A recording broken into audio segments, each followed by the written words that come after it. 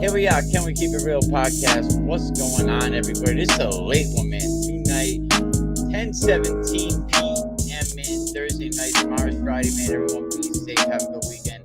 If you get a chance to get out to the Fed Hill Memorial Day Cookout May 29th, go to their Instagram page and you can register to win a limo ride to and from Cookout May 29th. Everybody is invited, courtesy of Potty Rock Limousine. Again, that's the Fed Hill Memorial Day Cookout.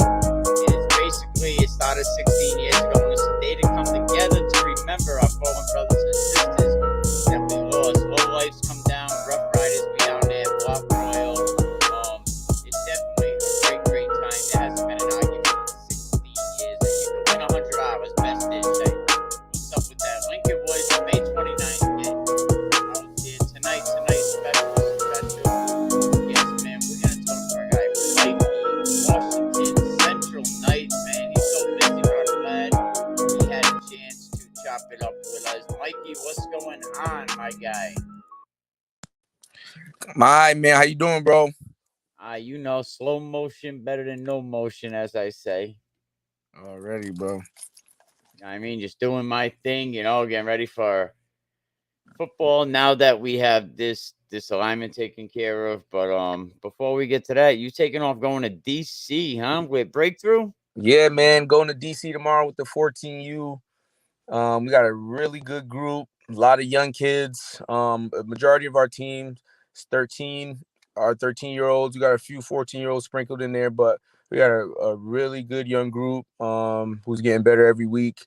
So I look forward to this tournament, and I'll probably have the same group of guys next year, minus just a few guys. So our team's looking pretty good this year, and we still got like 4 tournaments after this last pylon tournament. So yeah, man, I'm excited for the weekend and excited to seeing the other teams play, 15U, and our seniors and our 18U squad. I got a few guys on the 18U and the senior squad, so I'm looking forward to seeing them play. You guys definitely been traveling around. Shout out Breakthrough on. Definitely check them out. They're gonna have the passing league coming up pretty soon. That's gonna be exciting. And I talked to Coach Dunbar earlier tonight, and we were highlighting some of the kids that he has on Breakthrough, some of the best players in the state right now. And he said Marcus Buchanan makes his debut. Yeah, man, that's gonna be tough, man. We were all looking forward to that. He's dynamic in every aspect, and then especially when it comes to 7-on-7, him jumping out the gym and short field 40 yards is gonna be really tough to guard Keith. So the squad stand got a lot better. My kid, he's joining them this week too, Judah Varfley. So I think I'm really looking forward to seeing that seniors team play, man. They're gonna be fast, ready, and I know Stan's gonna come back with a vengeance this week. That's what's up. You know what? Central Knights, man. Your boys are like in tune. I seen your boy the track and field award this weekend. All American. That's right, All American, man. What's up with that? Yeah, man. My boy Riil, man. I'm proud of him. He's a kid who I have for 4 years, and he just trusted the process from day one. I don't want to say never complained, but always did the work. You know what I'm saying? Great kid, high character kid, great grades, comes from a great family. So man, he just worked hard, got it done. Had a great coach. Shout out to Paulie Rayo. He coached him through this indoor season and outdoor last year. So yeah, man, he was equipped to do all the right things. He's going to AIC next year, full scholarship. Nice. Shout out to him and all the kids you have on Central. Well, let's get down to it, right? The alignment, I've been vocal about it, you know what I mean? And, start to hear Mike Washington a lot lately going on. You want to get into that? Right, man. I think, it's really frustrating, when you do hear your name in something that I don't even understand. How could I even control 3 other whole divisions when I just made one decision, to move into the Power Four? I think one of the issues you go into when you talk about realignment is that you have Division 4 teams voting on things that happened in Division 1. You have Division 3 teams voting on things that happen in Division 1, and it goes same vice versa for one voting for stuff that's going to happen in 4. It doesn't make any sense. So I think me opting to play in the Power 4 was the best thing for my program, for my kids, period. This is this is going to be my first full year coaching.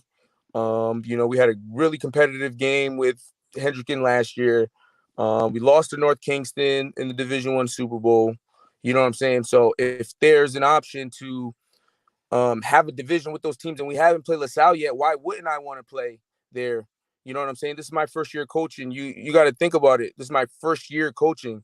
You have a number of coaches, 5 and down, who's been coaching for years, and who's been playing against Hendricken, LaSalle for the last 5, 6, 7 years.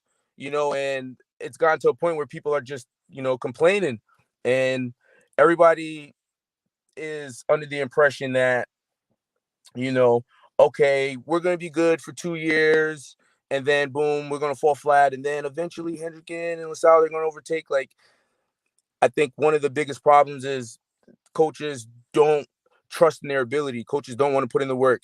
I honestly don't see a situation where we're not in a Power 4 scenario, whether we have seniors, juniors, sophomores, whether our JV's bad, whether whatever, I don't care. 30 people can graduate.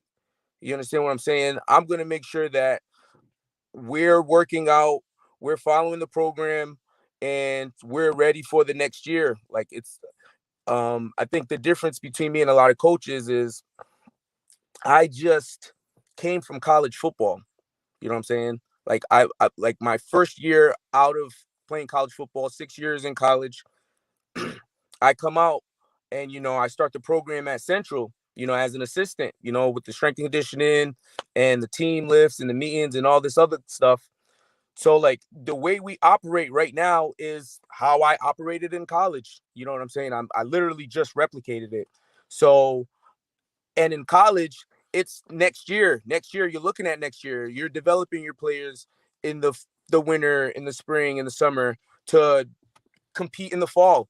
You know what I'm saying? So I think there's just too much complacency within the coaches, and everybody's just finding excuses now at this point to not play or to not play up in Division 1. I don't understand why everybody's telling me that I should have opted out. You should have opted up. If you really feel like you're a Division 1 school, why don't you opt up into Division 1? I think it's pretty simple. But again, everybody keeps bringing up LaSalle and Hendricken. Well, don't complain about it then. You know what I'm saying? I'm going to play them. I want to play them. If that's the case, don't get mad now because, so it's just, again, frustrating that, coaches in the league, they feel the need to mention that, I somehow could have prevented this thing. How could I possibly prevent Classical from going to Division 3? You know what I'm saying? They could have simply just split Division 1 up again, like we talked about in the coaches meeting. And this is another problem. I'm sorry if I'm ranting right now, but No, please go, because we all want to know, and I think it's only fair that we all know, because a lot of people are puzzled. The Power 4, the Power 4, right, is not what we have now, correct? correct. It's not what we have now. The 4 teams is a Division 1. And in the meeting, again, I was vocal about it. And again, people are not realizing that this is my first year as a head coach. This is my first year going through a realignment. This is my first year going through everything. So how the hell am I supposed to know anything? How the hell am I supposed to control anything? You know what I'm saying? I'm really just doing what's best for my program. So we're talking in our coaches meeting, and I think it was pretty clear between every single Division 1 school that there ought to be 2 championships. Okay. I'm not that naive to believe that 2 championships isn't fair. Granted, I want to play LaSalle and Hendricken. Okay. But I also know, obviously, that they have advantages that all of us public schools don't have. So, it's only right to create 2 championships. And I thought that was a consensus in the meeting. At least At least that's what I was under the impression of. I heard a lot of Division I coaches agreeing with me in that meeting about, again, Division I, worrying about Division I, and everybody kind of just worrying about their division. And I thought that it was clear that there needs to be 2 championships. So the fact that it comes out that there's only 1 Division I and 1 championship, and they're trying to say people agreed on it. Who in Division II, the new Division II, agreed to no Division I and just 1 championship? Like, that doesn't even sound right. So like you've been saying, this realignment benefits a few people on the board mainly, and I think that's the end of it. You know what I'm saying? Because it makes no sense that we have 1 Division I, a huge Division II, or huge Division III, when they could have easily went back to the old formula with 2 championships and a Power 4. You know what I'm saying? A Division I, a Power 4, and then 2, 3, and 4, and then even it out. But now it's all messed up because of what? I don't see too many teams benefiting from this. You know what I'm saying? In hindsight, we don't benefit from this. You know what I'm saying? I'm pushing my kids. I'm challenging my kids, you know what I'm saying, to take this challenge. But how many teams are really benefiting from this? You know what I'm saying? So say what you want, call Mike Washington, whatever. But you know what I'm saying? I know what I wanted for my program, and that's to play the best. That's to compete with the best. And that's to stay on that level. And you know what I'm saying? This is what I'm coaching for. This is what I'm competing for. You know what I'm saying? I was a player, high school, college, high level player through and through. So nobody should expect anything else other than that from the Central Knights, man. Like, through and through. So yeah, man, that's really what's going on, Mikey, right now, man. And it's ridiculous. I think Rhode Island, I think we all need to get better as coaches. I think we all need to get better as a state and stop complaining. It's only 11 kids at the end of the day. It doesn't matter if you field 20 kids. It doesn't matter if you field 30 kids. Only 11 kids play on the field. You can develop your kids year round. Coaches are lazy. Guys don't want to do anything in the summer. Your kids are going to other places to train because teams don't want to do anything in the summer. Teams don't want to do anything in the spring. Teams don't want to do anything in the winter. Coaches want to point fingers at everybody else. But how much work are you really putting in? You know what I'm saying? We're year round. Like I said, we run this like a college program. We are year round, point blank period, doing something. You know what I'm saying? Keeping us ready. And I'm not talking about football activity. You know what I'm saying? You don't have to play football year round to still have a team, to still hold a team. You know what I'm saying? So yeah, man, I just think, people that are listening, we need to get better. We need to stop complaining, and we need to get right. No, that's a fact. For the people that are listening outside of Rhode Island, like, you're not, explain to them, where is your team located? Are you you're not in the suburbs and stuff. So it's important for you to tell your kids you need to play the best. You need to be the best.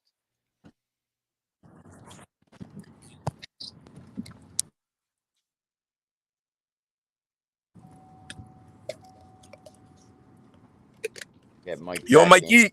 Yo, you back? Hello. Yeah. I don't know. I had a comment. Even when I am not coaching, I am going to clinics and learning. Shout out Jason Payne. That's a fact. I said earlier before we had some sound issues.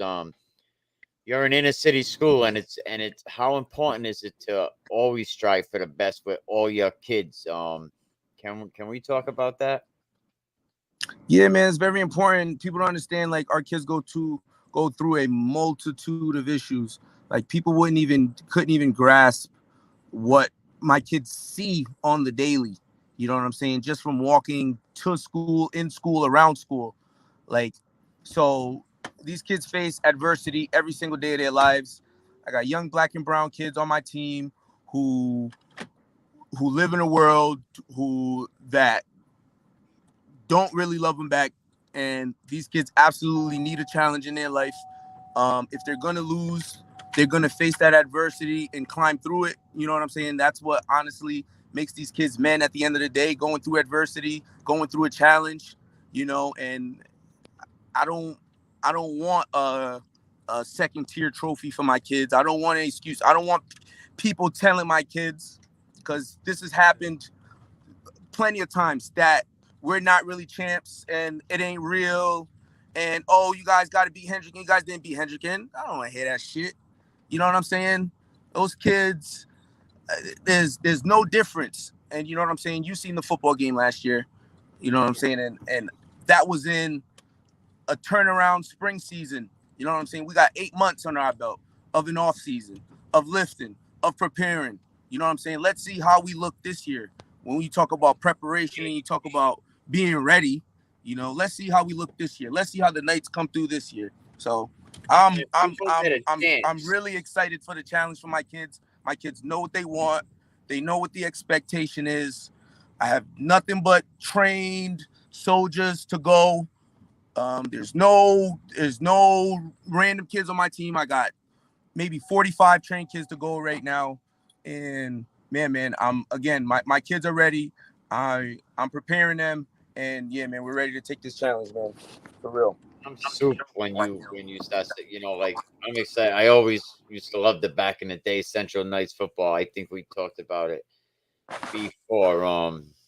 You seem like you ready to go. So what was to talk about, just to back up a little bit with this, were you opting in? Why didn't anyone else opt in? And why didn't any of these other teams in Division One opt up to play in Division One to try to save Division One?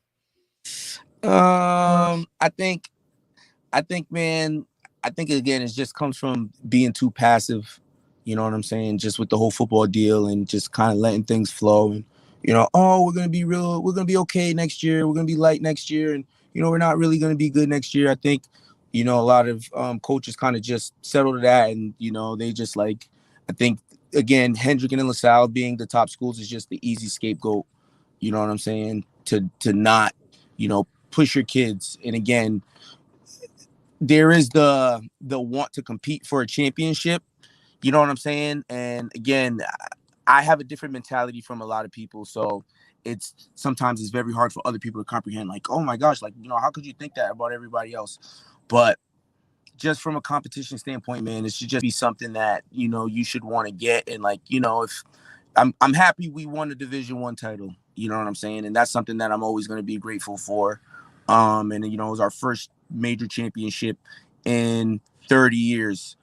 But like, I want the big one, man. Like, it's not even really real, you know what I'm saying, until I get the big one, until we beat them, until we like, really become number one. So it's kind of just that chase and that hunger. And again, you could see it as me being young, but as a coach, I think we should just all strive again to beat these private schools, because they're in our league. They're not going anywhere. It is what it is. It's already been established. So like, yo, let's do better. How are you going to do better? You know what I'm saying? Who are you going to hire? Go hire a strength coach. How about that? And go let him work out your team for 3 months. You know what I'm saying? And start thinking of different ways, hiring more coaches, trying to get more volunteers, trying to get, your old kids to come on staff to do something extra. It's just trying to think out the box to beat these dudes, but just sitting down and complaining and just being passive isn't really the wave. And I kind of think that that's why teams didn't opt up, because it's the safe thing to do, to go, play the other public schools, when You're not going nowhere. right. This been going on for as long as people can remember in the interscholastic league.